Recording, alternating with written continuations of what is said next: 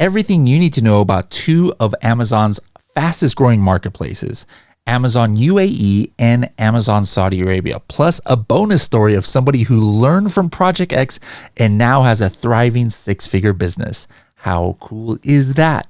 Pretty cool, I think.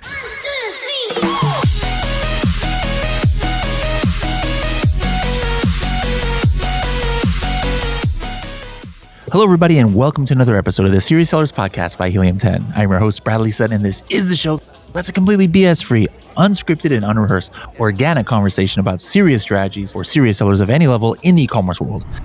And I'm on the other part of the world right now, exactly 12 hours difference from my home place in California. I'm in Dubai, and I must say, I must have brought the California weather with me at this, right? Because I feel like I'm home. This is weather in Dubai in December. So you're welcome, I guess. I have never been to Dubai with such good weather. Like I never understood how people can live here with this heat. But if it was like this all year round, I think I could live here. How do you take the 40, 50 degree weather the rest of the year? Well, you get used to it, just like in any country. I'm sure like people living in Miami have this problem as well. But you get used to it and you get the benefit of having sunshine all year round, and it gets really good at the end of the year and beginning of the year as well. So we can tolerate it. Dubai is an awesome city. Yeah, you're gonna get a lot of sunshine being on the sun itself too. It's not always a good thing, and that's how it feels sometimes here in summertime. Yeah. But hey, a lot of Amazon sellers have moved here, tax benefits and things like that. But the reason we're here is we're at the World F conference you helped put on, and so. How did this conference get started? Like, what was the thought process? Because there hasn't been something like this large here in Dubai before, like that was kind of geared towards e-commerce. Which is kind of weird if you think about it, because Dubai in and of itself is such an innovative city. It is the epicenter of the Middle East, and some might say even the world. However, there was never a conference that was fully dedicated for Amazon, and in particular, of course, e-commerce, not just Amazon. I met the World Dev team in Istanbul a couple of years ago, and I said, guys, come on, let's do it in Dubai. So that's how it got started. And the World Dev Dubai conference is also fully supported by Dubai Commerce City and the Dubai government as well. So this wasn't an initiative that was done without the support of a lot of different people. And we're very excited that this is the second day. And I think it's awesome. What do you think? Yeah, I've had a great time. I spoke a couple times. Shavali's here speaking, but the reason I'm having you back on the show is we have you back, just like the Maldives honeymoon is once a year. We bring Krystel back once a year to talk about Amazon UAE, and now lately, as of last year, we started talking a little bit about Amazon KSA, which is Saudi Arabia. So let's just talk about what's new. Like, is there anything major changes or innovations in these two marketplaces you can tell us about since the last time you were on the show? First of all, it's a big honor. Thank you so much for having me as a recurring guest. It's not easy to be, everybody wants to be on the Serious Seller podcast and on your show, and because we all love it so much, and we love you. You know that, yeah.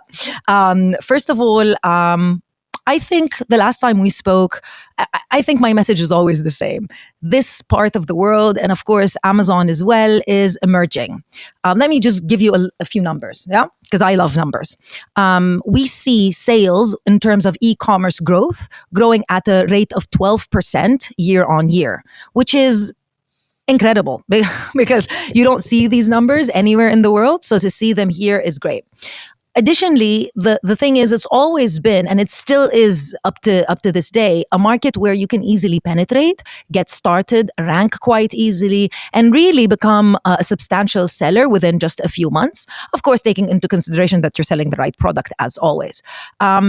It's just a lot of growth here, and it is a part of the world that is somewhat unknown to most of your listeners and viewers, of course, but it might be something that you want to explore in 2025. So what about the makeup of sellers? Like I'm sure it's evolved over years as far as the percentage of how many people selling here that are local versus foreign sellers selling here. What would you say that, I mean, obviously you don't have the exact number, but what's the general breakdown, would you say? That's a beautiful question. One thing to note is that the region here is predominantly made out of expats. So predominantly, and you've seen this with every time you visit, predominantly we've got a lot of expats living here, lots of different nationalities. And that's the makeup of Amazon sellers as well. However, to answer your question directly, there are around, I would say, 40% of the sellers currently on Amazon, either UAE or Saudi, are not based locally. By that, I mean brands that are coming in from the US or coming in from Europe.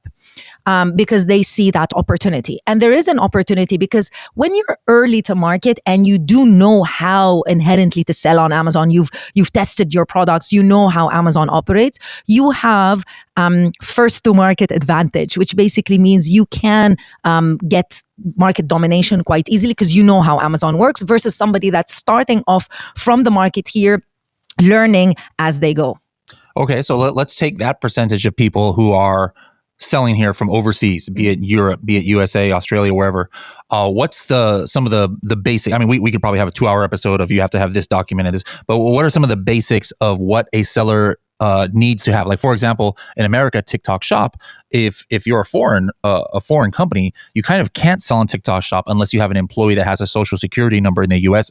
And so that's kind of like full stop. You're like, unless you have that, you can't do it. Are there any like really strict requirements like that for selling in Dubai? Like you have to have a local bank, local business entity, stuff like that. Our listener is in UK. Our listener is in California. What do they need to know? You're going to love this. You're going to love this, guys.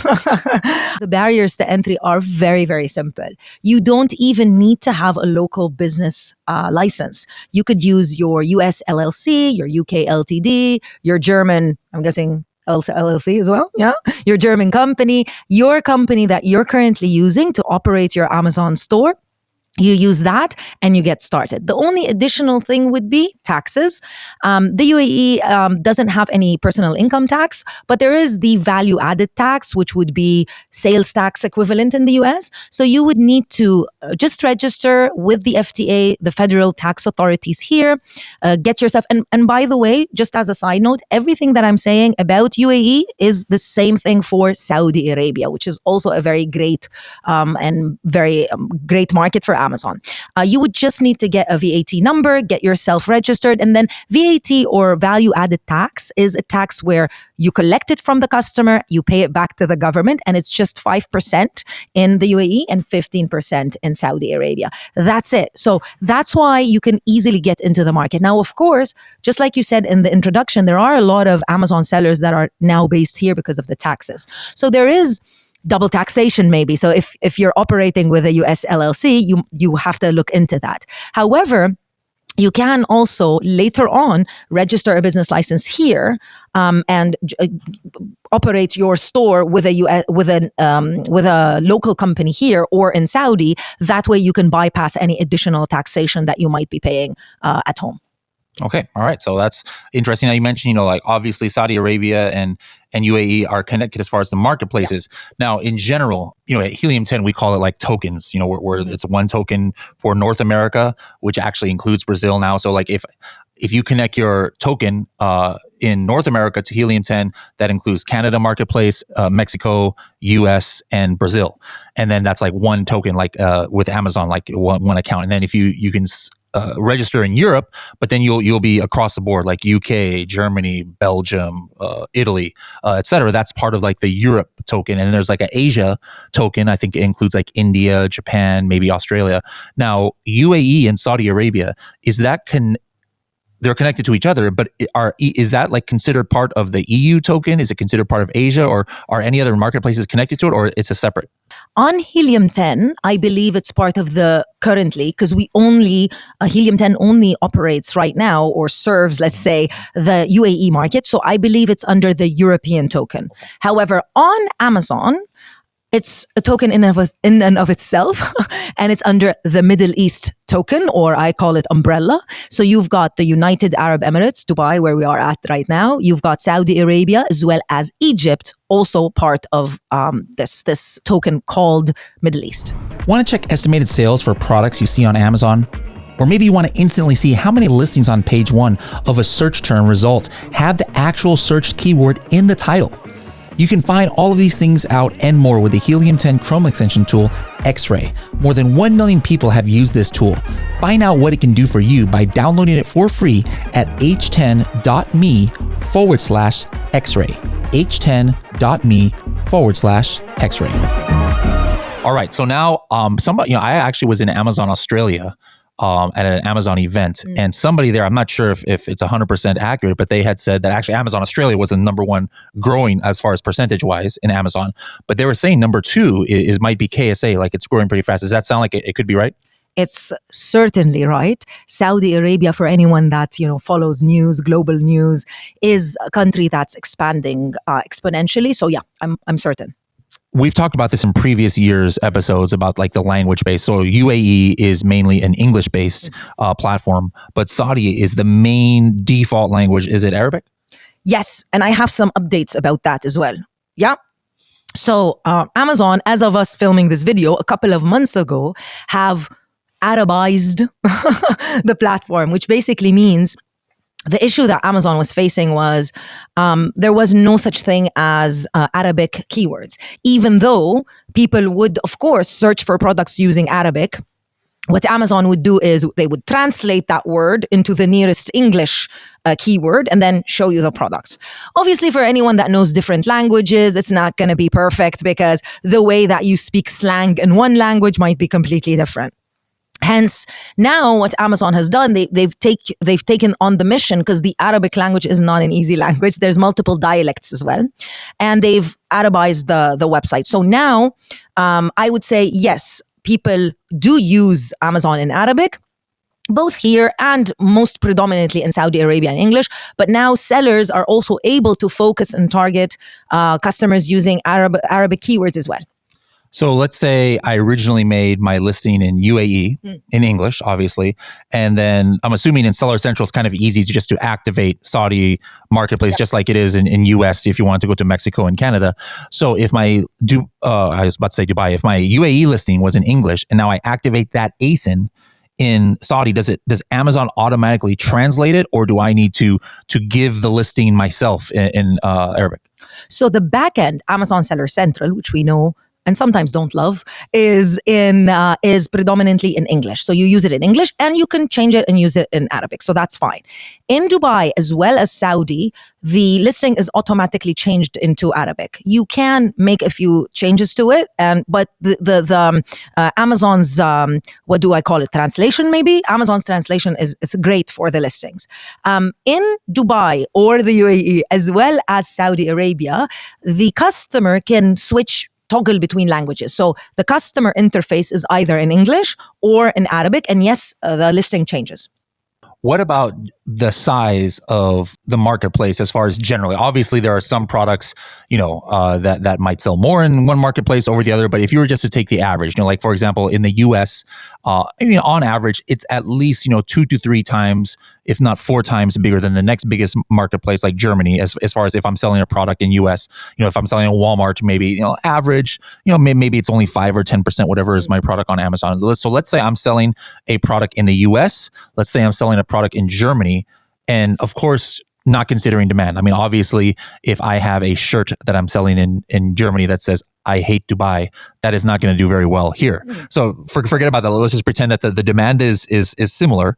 What could I expect as far as sales? Like, is it 1/10 of USA, 1/20th, 1/2 of UK? Like, how do you tell potential clients about what to look forward to?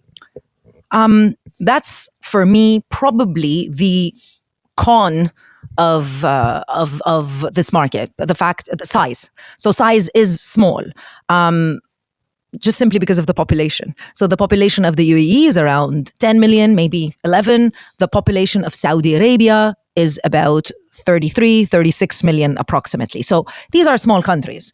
And inherently, obviously, even if Amazon is the market leader, there's still a potential size. So what I see from the sellers that we support and we help come from their European markets or from the US markets into the Middle East is this market gives them around 20 to 25% of their current sales on Amazon US as an example. So that's what to expect. However, one more additional thing that I'd like to add. Amazon here, as well as in Saudi Arabia, most customers, when asked, why do you like to buy products from Amazon? And it's for the convenience, not because, things are cheaper. Everybody likes a good price, but it's mostly for the convenience. Hence why No, you can't sell your product double or triple of what you can sell it in the US. Of course not. But still, price is something that you could maybe be a little bit higher than you would be in other more mature markets. Now, if I'm selling in these marketplaces, I'm assuming, since it's the first, I'm assuming the FBA warehouses are here in UAE. Mm-hmm. But now, if I want to expand to Saudi, do I need to now import directly to that country, or it's fulfilled from my inventory that is in UAE? Unfortunately, no, there's no connection. They're two separate kind of entities. So yes, you would need to. But it is easy because the countries share a border. So you could easily ship your products from the UAE to Saudi Arabia, just truck by land. It takes 1 day. It's not a complicated thing. And that's what we normally advise sellers, because the rules and regulations of the UAE are quite simple for European or US-based companies to get into the country. So make your base here in the UAE and then expand throughout the region wherever you want to go. And one of those places would be Saudi Arabia. How many people who you know about who sell here use like FBM, or is everybody 100% FBA, or do some people have like 3PL warehouses where they're maybe fulfilling from their own warehouse or their own house or things like that? Yeah, there are a lot of fantastic 3PLs. Any infrastructure, anything that you need as an e-com and an Amazon seller is already existing, and it's exactly what you would expect from someone in the US or European market. So worry not about that. The reason why most sellers use FBA is because, just like I mentioned before, when Amazon gets into a market, they obviously want sellers to come with them. So all of the charges are a little bit lower. There's no additional small charges that you pay in the US and stuff like that. It's only an FBA fee. Even no removal fee. But with that being said, the main reason why most sellers opt for FBA is that the funny statistic is 60% of customers here in the UAE as well as Saudi are Prime members, and 20% use somebody else's Prime account. So it's almost 100%. That's why people would it's much better to sell FBA, but you have both. And you have also a lot of 3PLs that are on Seller Flex, which means they can provide the FBA services, but just externally to Amazon. There are a lot of, as you said, expats here, and especially people who are Amazon sellers who move here for tax purposes. So what are those tax purposes? Like, what are the benefits of moving here if you can handle the ridiculous heat? So there's no income tax, no personal income tax. So that's a big thing, especially for anyone that's listening or watching from Europe, because that's a big thing. No personal income tax. And corporate tax is just 9%. And then how long do you have to be here to qualify as being residents to qualify for that? I believe it's based on your home country, because some countries, if you live outside of the country for, let's say, 6 months, then you can claim you are a resident of another country. So I believe it's related to where your original country is. All right. Now, before we ask for your last strategy of the day, how can people find out if maybe they're inspired by this? They're like, man, I need to go ahead and dabble in this market. How can they find you on the interwebs, reach out? Interwebs, I like it. So we put out a lot of content, as you know, Bradley, about the region here, how to get into it, how to sell, everything you might require. So primarily, I would suggest that you find us on YouTube, Amazon Sellers Society, or you can just search on Google. We pop up our website or anything. You can reach out to us. We're happy to assist you and help you with anything that you need. Awesome. And who donated this amazing little podcast space to us? What's this company's name? And then also give us your last strategy of the day. The Name Agency just set up this podcast for this podcast studio, and you're the first person to use it, guys. So thank you so much for the Name Agency. They're based out of Dubai Commerce City as well. Thank you so much to Tala for helping us set this up. And your strategy of the day? Strategy of the day. Well, everything I talk about is Amazon Middle East. Believe it or not, my strategy is very simple. Add a video. Because what we see here in the UAE, by simply adding a video, a user-generated content video to your listing, you're able to increase your sales by 20%. Imagine that. Love it. How cool is that? Pretty cool, I think. All right. Well, Krystel, thank you so much for joining us. We'll definitely have you on next year as well to see what's going on. And, I'm going to try and see if maybe some others are going to come on this podcast too, because there's so many different sellers here. But we'll definitely be bringing you back to let us know what's new in Amazon Middle East region. Perfect. Thank you so much, Bradley. All right, next up, we're still here in Dubai. We've got Abdullah here. Now, Abdullah, I don't know much about you. I just met you yesterday. We've done videos before, like on YouTube before. Where do you live now? Right now, I live in Egypt, but I sell in the United States on Amazon.com. Okay, well, is Egypt where you were born and raised? Yeah, I'm 26 years old, and I spent all my life in Egypt. I'm living beside the pyramids of Giza, so I'm currently living in Egypt. Okay, all right. Now, what did you study when you went to university? Right now, I still studying because I dropped down 3 years of university to watch Project X, especially. I started to sell on Amazon in 2020. At 2020, I was in the third year of computer engineering, and right now I'm still in the third year because right now I'm focusing more on my Amazon business. Because when I started, it was very difficult. The COVID, I failed my first 2 products. Then I decided to learn more. I know that there is money in this business, but I don't know how. And thanks. Oh, hold on. So you said you failed your first 2 products. What was your first 2 products? Okay, my first product was a charcoal bags odor absorber. It's a very, very good product because it's like an natural odor eliminator.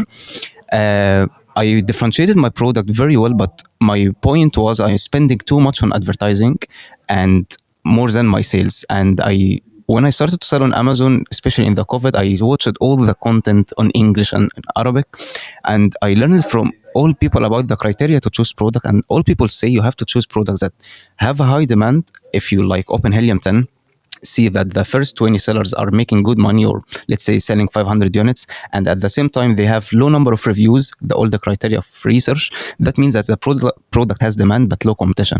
My product was perfect to this criteria, but I failed.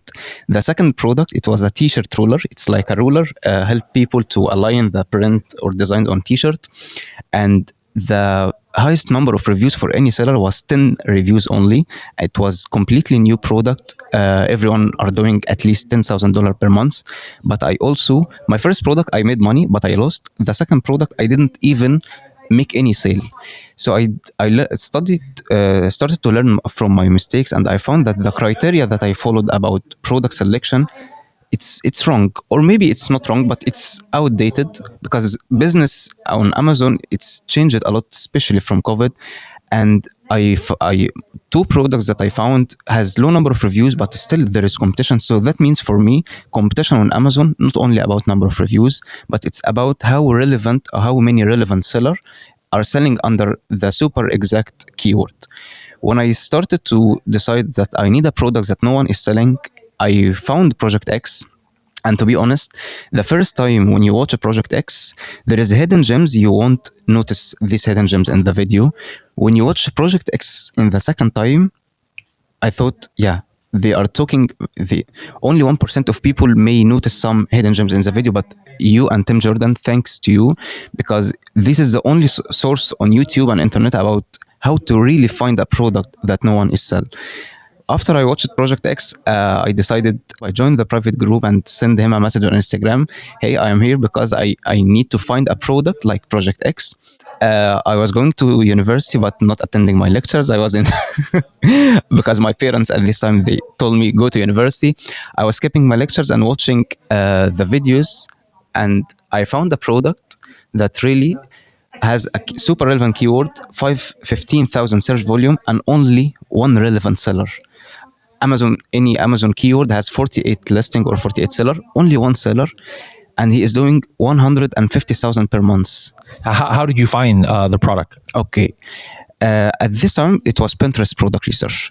Right now, I have made like a new criteria or new method to find through Pinterest. I have like a sequence of 3 stages. The first one, like you said in Project X, find a niche, brainstorm any niche. But at sometimes, maybe you get stuck in 2 or 3 niches, but you don't have, you cannot brainstorm more niches. Right now, what I do is very simple. You have ChatGPT and you have Amazon.com. Go to Amazon, go to the bestseller, pick any category, let's say home and kitchen, and go to ChatGPT and tell him, I need you to split test this category divide it to 200 sub niches. Then you choose a category that you can have a product from it. Like yesterday in my presentation, I introduced a product. It's called Disco Ball Diffuser. It has like 3,000 search volume, I think, and only 6 sellers. How I found this product? I went to Amazon, found car accessories category. I went to ChatGPT, and he started to give me a lot of ideas. One of the ideas is flash drive. So flash drive, it's only flash drive. You cannot have a shaped flash drive or shaped like a real something in real. So I found a car aromatherapy diffuser. So first of all, you have to pick a niche. Especially in the United States, people are buying cool products or shaped products like a real thing. I took the diffuser keyword. I went to Pinterest. Don't go to Pinterest and type diffuser. No, type cute diffuser, funny diffuser, unique diffuser, because I see the trend right now is going to the funny products and cute products, especially on Pinterest and Etsy and TikTok, especially TikTok shop. I wrote cute diffuser. On Pinterest, there is no software, but you have to stop on any product that the image itself has a keyword. Like if we go to Pinterest and type funny rug, you will see a lot of rug, but you will see a rug, it's shaped like an Ono card. So if you don't know the product, but what is the first keyword that came to your mind when you see the product? Ono rug, that's it. Pinterest that did its job. Go to Amazon, you have to find 3 or 2 things. First of all, super relevant keyword. It's very important to have a super relevant keyword, and it has a demand. I see if you have like 2 keywords have a total search volume, let's say 1,000, so the number of sellers for this product it's 0, because the demand itself is too low. But when you are the only seller selling this product, you can make good money. Let's say are making $100 per day in net profit. It's easy. If you have search volume from 2,000 to 5,000 search volume, maybe you can have like 10 maximum for me, 10 sellers. But the most important to find a gap between those sellers to enter. Like I know a product, it's called a cow cheese slice holder. It's a very good product. Only 2 sellers are selling, but I didn't decide to enter the product because I cannot differentiate it. I cannot add more value. People sometimes are mistaken in differentiating the product. Maybe you are selling notebook. Hey, I want to differentiate my product. I will add a pen. No, this is what you did is increasing the cost, but you didn't give any value to the customer. So you have to find a good search volume. 1,000 search volume, but no one is selling, or 2,000 search volume up till 5,000, and you have to find a gap to enter the market from this gap. Maybe the gap just main image, and you have make a differentiated box, a colorful box, and put it in the main image. Maybe adding something unique to your product. But this is the main criteria that I use. And so, you originally you learned more strategies from Project X. You went to Pinterest, you found this product using similar strategies, and then now we're just finished 2024. What was your total gross sales this year across the Amazon platforms? This year it's we'll finish at 500,000. This month was 120, and I will tell you something. It's a very niche brand. The 120 we did this month, almost 80%, it was from one product. No one is selling this product. And what I like about selling a low competition product is that you can raise the price. When you raise the price, the sales, it's increasing also. Because what I did, normally I sell the product at 25. On last of October, I increased my price. So when I can do Prime exclusive discount, I raised my price from 20 to 30. And each day my sales are, I will tell you also something. Amazon has lost 3,000 of my units in the inventory. I made a case, and then they told me they found the product, but it's in the transit. So people are buying in the Black Friday, and the delivery will be half of December. And I was selling 300 units a day from this product, especially when people know that the delivery is late. This is the good when you sell a product. Without competition, you own the market, but it's not easy to find a product, to be honest. Now, did you do, when you have a product that nobody is selling, kind of like we did in Project X with Coffin Shelf and wooden egg trays, we did test listings just to, hey, make sure that there is demand, because, if you're selling a product that already has existing competitors, you can see, you know which keywords is the ones, but when you don't have that, you're kind of like guessing. So how do you like lessen your risk? Are you doing test listings, or you're just so confident with your data that it's going to work even though nobody else is selling that same thing? I don't do test listing. What I do is like buying 300 units, but what I don't like about test listing, because you won't have a good images. So maybe you have the good product, but your images is bad, so your conversion rate is so bad. So what I do is buying 300 units. It won't cost too much, and make a perfect listing. If you see a demand from this product, last year I launched 2 products. I bought 500 from each one. One failed and one succeeded. So I test with 300 units. This is the test phase for me. Okay, excellent, excellent. But still, if you don't have enough money for 300 units, or that's a big risk, buy 5 or 10, like we did in Project X, and that might be good. Now, if people want to find you on the internet out there, like your content, I know you do a lot of Arabic content. How where can people find you out there? Okay, my name is Abdallah Hisham, Abdallah. You can type it in YouTube and also on LinkedIn and other social media pages. I do content about Amazon FBA, especially in the Middle East, but maybe I can do also content in English. So that's it. All right, one last 30-second strategy you can share with our audience today. Amazon, it's all about keywords. It's not about products. When you select a product, you have to make sure that there is a relevant keyword. Like, can I get 30 seconds? Okay. Well, we can make it 60. 30 seconds times 3. Okay. One client reached out to me. She's selling baby silicone set. Is baby silicone set a super relevant keyword to a product? No, because when the customer say baby silicone set, so the idea for me to find a product that is exactly described by a single keyword. This is my tip. All right, awesome. All right, well, thank you so much, and we'll reach out to you next year, and then maybe finally you've made enough money on Amazon, you're just going to go ahead and give up completely your university career. Yeah. So thank you, Bradley, for having me, and thank you for all your help for Amazon community and especially for Project X. Awesome. Thanks a lot.